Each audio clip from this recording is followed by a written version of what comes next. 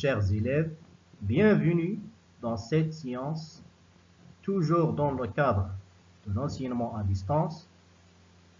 Dans cette vidéo, je vous présente un résumé du chapitre 3 concernant les microbes et les réponses immunitaires, dont vous trouverez tous les termes scientifiques que vous devez retenir. Dans ce chapitre, on a presque 14 activités. Activité 1, on va voir les milieux de vie des microbes ou bien micro-organismes. Activité 2, type de microbes. Troisième activité, les modes de multiplication des microbes. Activité 4, on va voir les caractéristiques des microbes pathogènes. Cinquième activité, barrières naturelles. 6, réaction inflammatoire. La phagocytose. Activité 8, les réponses immunitaires à médiation humorale. Puis, réponse immunitaire à médiation cellulaire. Activité 10, on va comparer entre l'immunité spécifique et l'immunité non spécifique, l'immunité naturelle et l'immunité acquise. Activité 11, on va voir l'origine des cellules immunitaires. Activité 12, on va voir la coopération cellulaire. C'est quoi la coopération cellulaire? 13, les moyens d'aide ou bien les moyens de renforcement de notre système immunitaire. Et enfin, on va voir la vaccination et la sérothérapie. Une comparaison entre la vaccination et la sérothérapie.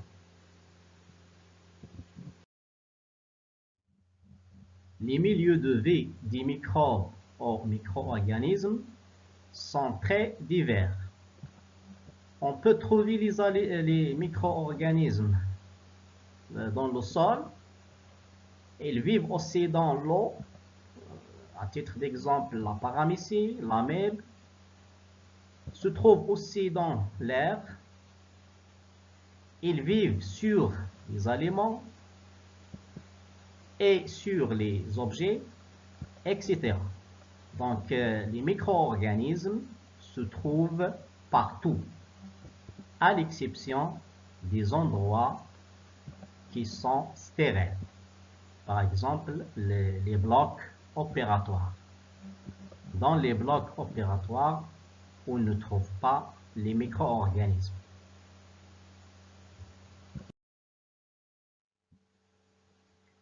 Maintenant, on passe au type de microbes, ou bien ce qu'on appelle la classification des micro-organismes.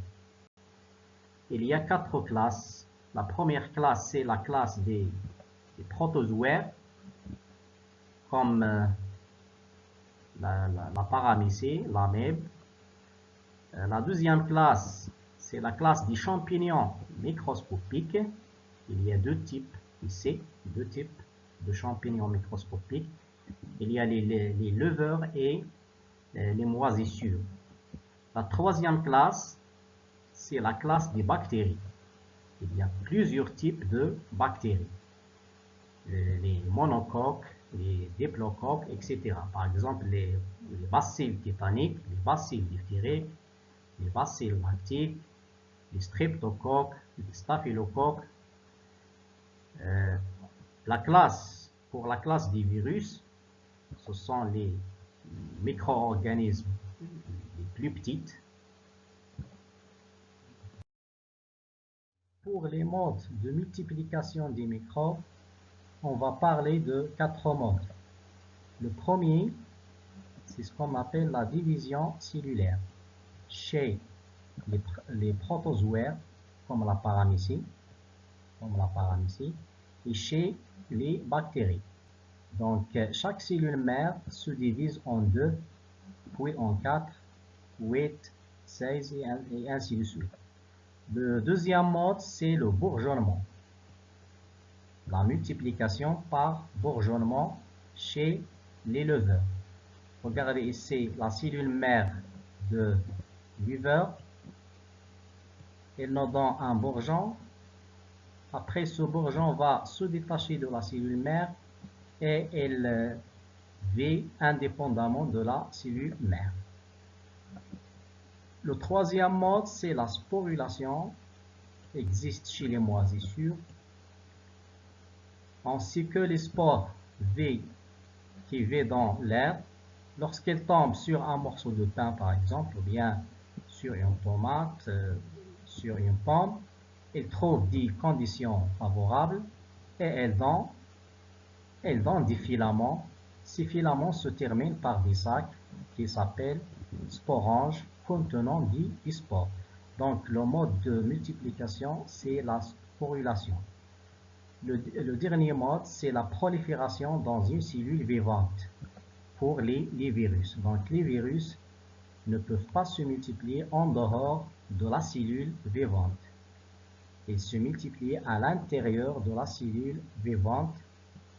Par exemple, si le cas de VIH, le virus du sida, les virus de la grippe, etc. Les caractéristiques des microbes pathogènes. On va citer 4 caractéristiques. La première, c'est la multiplication rapide. Donc, quelques bactéries trouvent à l'intérieur de notre organisme des conditions favorables, comme par exemple l'humidité, la température 37 degrés, les nutriments. Elles se multiplient rapidement par une série de divisions cellulaires. Donc, la multiplication rapide est l'une des caractéristiques des microbes pathogènes. La deuxième caractéristique, la sécrétion du toxine. Quelques bactéries sécrètent des substances toxiques. Ces substances-là sont plus toxiques et très toxiques que le venin de serpent, sont très toxiques que le venin des scorpions. Par exemple, les bacilles tétaniques qui causent la maladie de tétanos. La troisième caractéristique, possession d'une capsule. D'autres bactéries possèdent des capsules. Ces capsules-là rendent les bactéries très dangereuses. Quatrième caractéristique, évolution rapide chez les virus. Donc, les virus sont des parasites obligatoires. Ils s'évoluent et se changent d'une manière rapide.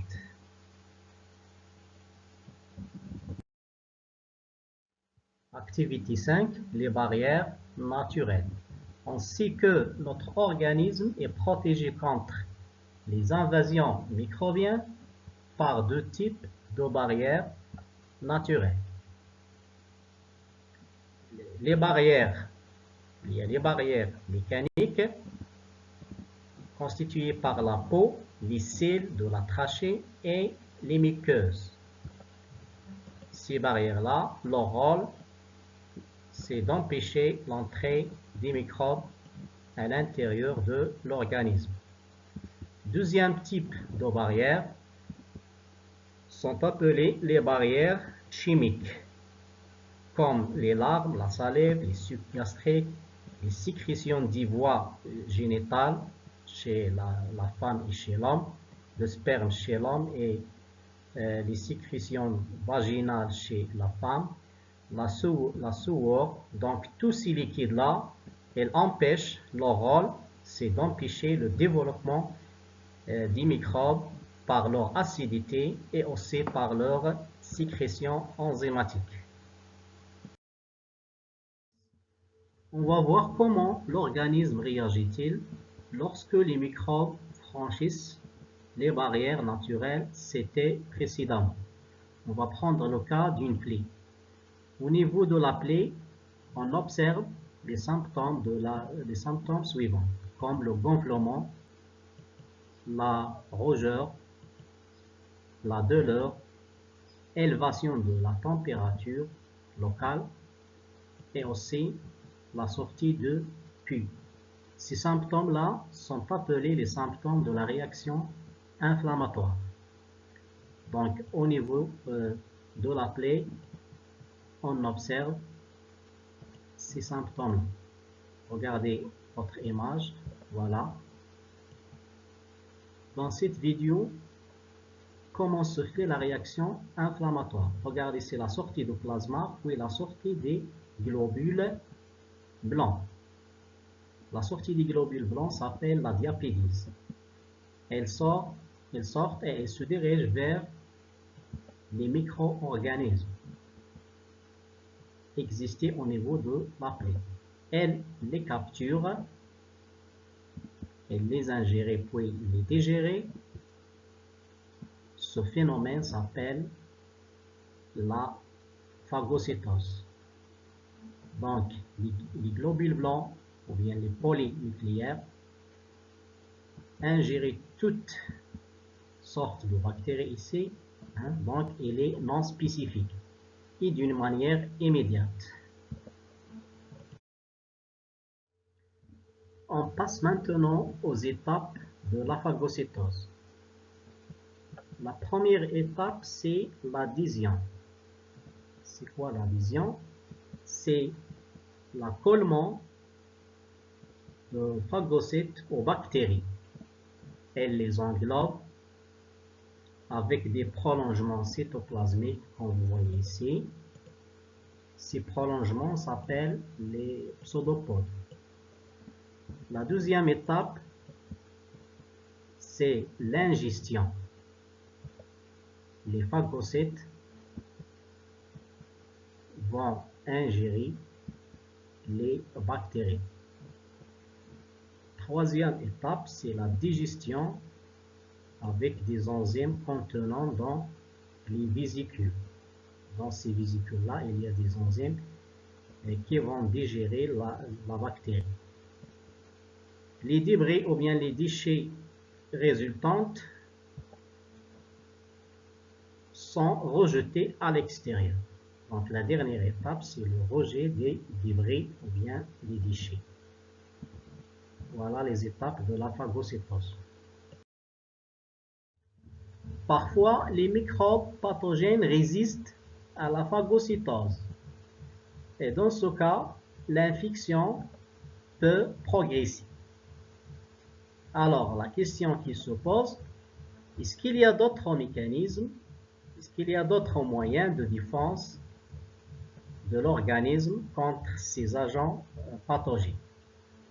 On va parler de deux mécanismes. Le premier, c'est l'immunité à médiation humorale. Regardez cette image. En réponse à la présence d'un antigène, regardez en jaune, ça c'est l'antigène. Les lymphocytes B deviennent sensibles et actifs. Lymphocyte B devient sensible et actif. Elle se multiplie puis se différencie. Voilà la multiplication des lymphocytes B puis différenciation. Multiplication puis différenciation en deux groupes, bien deux classes. Le premier groupe des lymphocytes B, ce sont des lymphocytes mémoire. Ils ont une longue durée de vie. Le deuxième groupe, ce sont des lymphocytes qui se transforment en plasmocytes. Ils ont une courte durée de vie. Elles produisent les anticorps. Regardez ici les anticorps, elles ont la forme de Y. Ces anticorps vont neutraliser l'antigène, la bactérie par exemple. Puis, elles le présenter au phagocyte pour la capture. Donc, phagocytose du complexe. Ça, c'est un complexe. Hein? C'est un complexe antigène-anticorps. Dans la première phase, c'est la phase de reconnaissance spécifique. Deuxième phase, c'est la phase de multiplication et différenciation. Et la troisième phase, c'est la phase effectrice. Le deuxième mécanisme, l'immunité à médiation cellulaire. L'immunité spécifique à médiation cellulaire. Regardez cette image. Toujours on a trois phases. La première phase, c'est la phase de reconnaissance spécifique. Donc, les lymphocytes T spécifiques reconnaissent la cellule infectée par le virus ou bien une bactérie intracellulaire ou bien une cellule cancéreuse. Après sensibilisation et stimulation des lymphocytes T, elles se multiplient et se différencient. Regardez ici, multiplication de lymphocytes T et sa différenciation en deux groupes, le premier et le deuxième. Donc, le premier groupe, ce sont des lymphocytes T mémoire. Elles restent dans le sang. Elles ont une longue durée de vie. Les autres lymphocytes, ce sont des lymphocytes tueuses. Elles ont une courte durée de vie. Et ces derniers-là sont capables de léser, regardez ici, léser la cellule cible. Donc, quelles sont les cellules cibles? Les cellules cibles, ce sont des cellules infectées par un virus ou par une bactérie intracellulaire, ou bien les cellules cancéreuses. Donc, c'est ce qu'on appelle une réponse. Donc, c'est une réponse immunitaire à médiation cellulaire. Se déroule en trois phases. Première phase, reconnaissance spécifique. La deuxième, c'est la multiplication et la différenciation. Puis, la troisième phase, c'est la phase effectrice. Pour l'activité 10, on va comparer entre l'immunité spécifique et l'immunité non spécifique, ou bien l'immunité acquise et l'immunité naturelle. Donc, l'immunité naturelle et les non spécifiques, l'immunité acquise ou bien l'immunité spécifique. Les caractéristiques, regardez ici, les caractéristiques de l'immunité naturelle et les non spécifiques. Naturelle est née, il est rapide, et pas de mémoire immunitaire. Ce sont les caractéristiques de l'immunité naturelle. Pour l'immunité acquise spécifique, donc la spécificité, donc il est spécifique, acquise, tardif, le contraire de rapide, et il y a présence d'une mémoire immunitaire. Pour l'immunité naturelle, on a parlé de trois choses, les barrières naturelles, les réponses inflammatoires et la phagocytose. Pour l'immunité acquise, il y a deux voies, la voie humorale et la voie cellulaire. Pour les barrières naturelles, il y a les barrières mécaniques et les barrières chimiques. On trouve aussi ce qu'on appelle les barrières écologiques, par exemple la flore intestinale. Les réponses inflammatoires. Quels sont les symptômes de réponse inflammatoire? Le gonflement, la rougeur, la douleur et l'augmentation de la température. La phagocytose, quelles sont les étapes de la phagocytose? L'adhésion vient l'accolement, l'ingestion, la digestion et le rejet des débris. Pour l'immunité acquise spécifique, à voie humorale, elle fait intervenir les lymphocytes B. Les lymphocytes B, ce sont les lymphocytes qui interviennent dans la voie humorale elle sécrète des anticorps spécifiques qui vont éliminer l'antigène. Pour l'immunité acquise à voie cellulaire, elle fait intervenir des lymphocytes T, TC, tueuses, qui éliminent et lèsent les cellules infectées par des virus ou bien par des bactéries intracellulaires. Origine des cellules immunitaires. Le schéma suivant présente les organes immunitaires, les organes du système immunitaire ou bien les organes lymphoïdes. Il y a la moelle osseuse, le thymus, la rate et les ganglions. On peut diviser ces organes en deux types. Les organes où se forment les cellules immunitaires et les organes où se stockent ces cellules. Au niveau de la moelle osseuse se forment les cellules immunitaires B et T. Et au niveau, par exemple, de la rate et des ganglions, se stockent ces cellules. Donc, on va résumer le schéma suivant dans ce diagramme.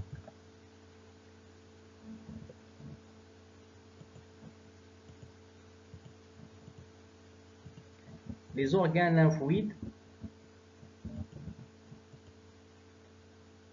sont la moelle osseuse et le thymus.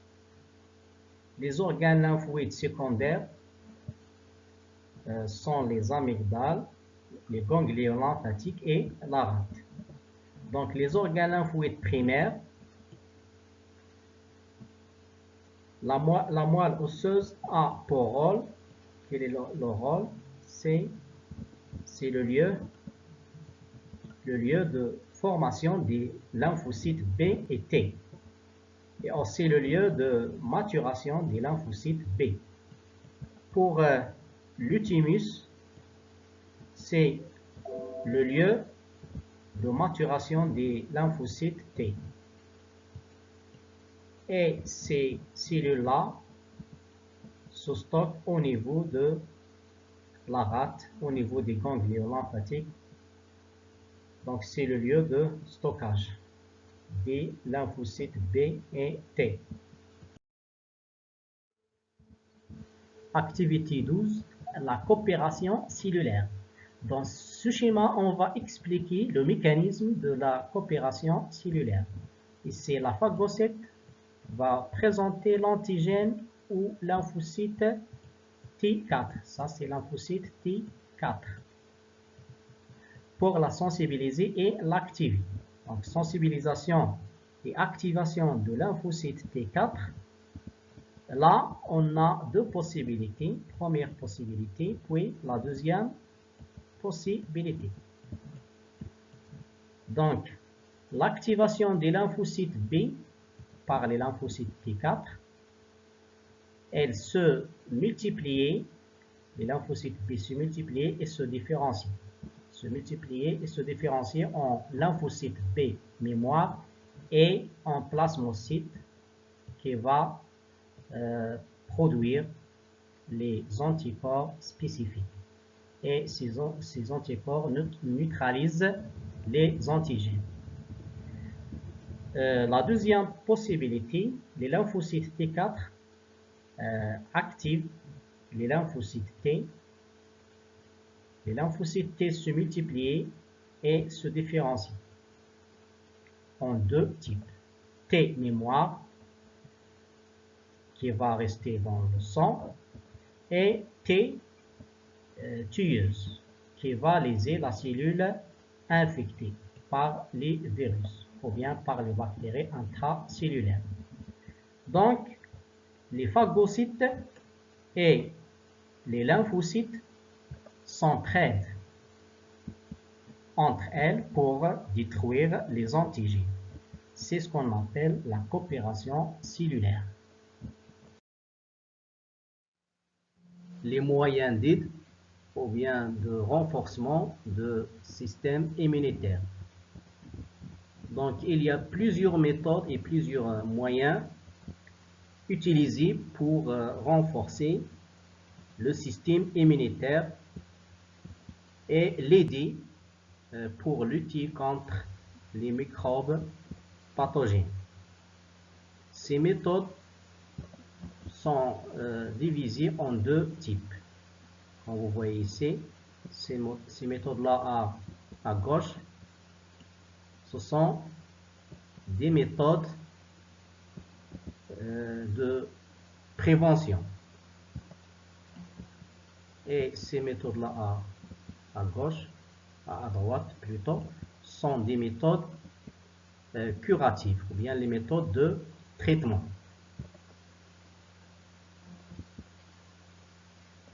On peut résumer ces méthodes dans ce diagramme.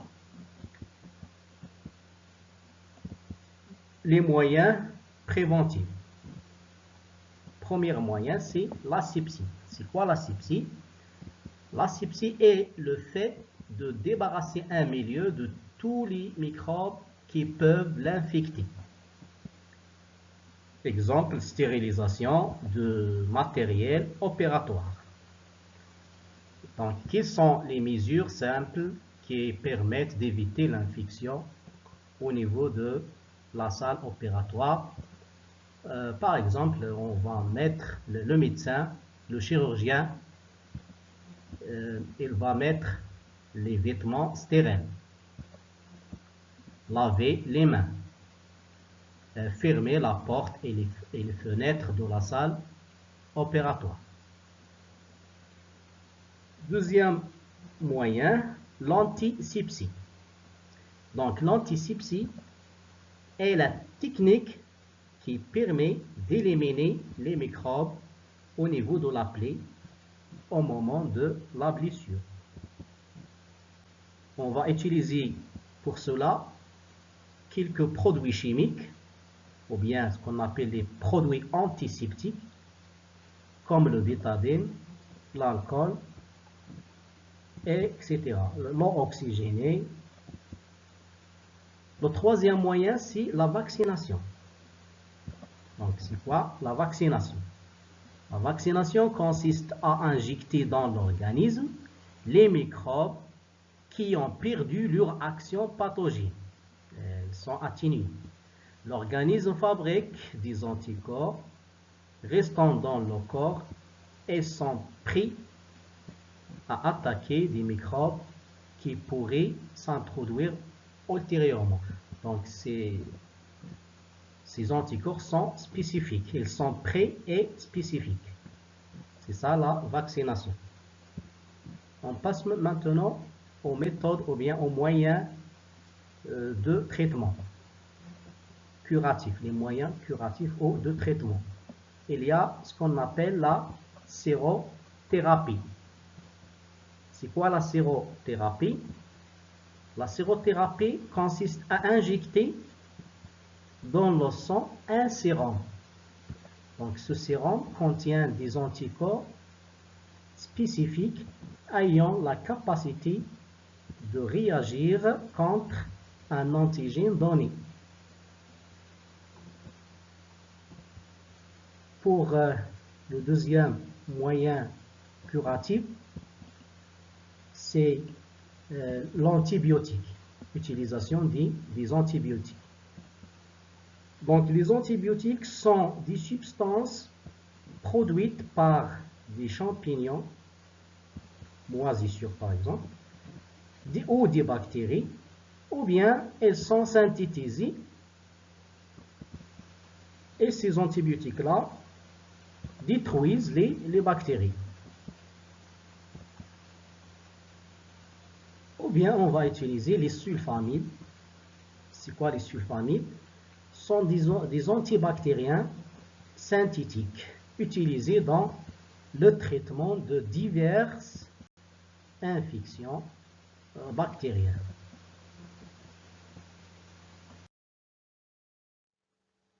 La comparaison entre la sérothérapie et la vaccination. Ce graphique explique l'évolution de la concentration d'anticorps dans le sang en fonction de temps, après 3 injections de toxine tétanique. Regardez ici, c'est la première injection, la deuxième et la troisième. Donc à chaque fois qu'il y a une nouvelle injection, on regarde, on observe que le taux d'anticorps augmente dans le corps. À chaque fois qu'il y a une nouvelle injection, le taux d'anticorps augmente dans le sang. On va comparer ce graphique à celui de la sérothérapie. Document 2. La variation du taux d'anticorps antitétanique dans le sang d'un patient, d'un receveur, en fonction du temps après l'injection du sérum antitétanique. Regardez ici, après l'injection, au moment de l'injection, on constate que le taux d'anticorps dans le plasma augmente rapidement pour atteindre une valeur maximale, 0,5. À peu près le quatrième jour. Mais après, regardez, le taux de ces anticorps diminue progressivement et devient nul après la 7e semaine. Donc, le sérum a une action spécifique.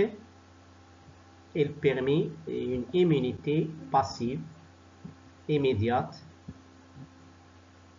qui n'est pas durable. Il est utilisé après la contamination. Par contre, le vaccin a une action aussi spécifique. Il permet une immunité active qui dure plusieurs semaines, plusieurs années.